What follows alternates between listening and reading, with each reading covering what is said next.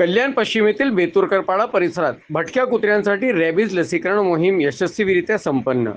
नागरिकांची सुरक्षितता आणि मुख्य प्राण्यांचे आरोग्य जपण्याच्या उद्देशाने मनसे नगरसेवक गणेश लांडगे यांच्या विशेष पुढाकाराने हा स्तुत्य उपक्रम राबवण्यात आला.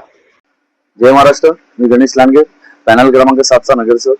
आता आपण बघत असाल कल्याण डोंबिवली महानगरपालिका क्षेत्रामध्ये वाढत्या भटक्या कुत्र्यांची संख्या जी वाढत आहे, त्याच्यानंतर वारंवार आपण बघत असाल की हल्ले पण होत आहेत. तर आम्ही एक मोहीम राबवली आहे. त्याच्यामध्ये कुत्र्यांना रेबीज इंजेक्शन देतो, जेणेकरून त्या कुत्र्यांवरती हल्ला केला तर त्या कुत्र्याला समजा रेबीज असेल तर त्याची लागण त्या माणसाला होणार नाही.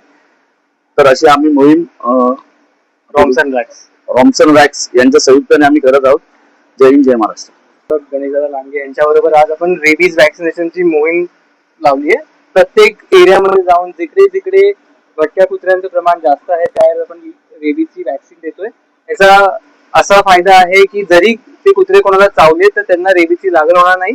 आणि रेबीजची वॅक्सिन दर वर्षात द्यायची असते. तर यावर्षी गणेश लांडगे यांच्यावर आपण ही मोहीम राबवली आहे आणि हळूहळू आपण या अख्ख्या पॅनलमध्ये सगळ्या कुत्र्यांना रेबीज मुक्त करू असा आपला हा अजेंडा आहे.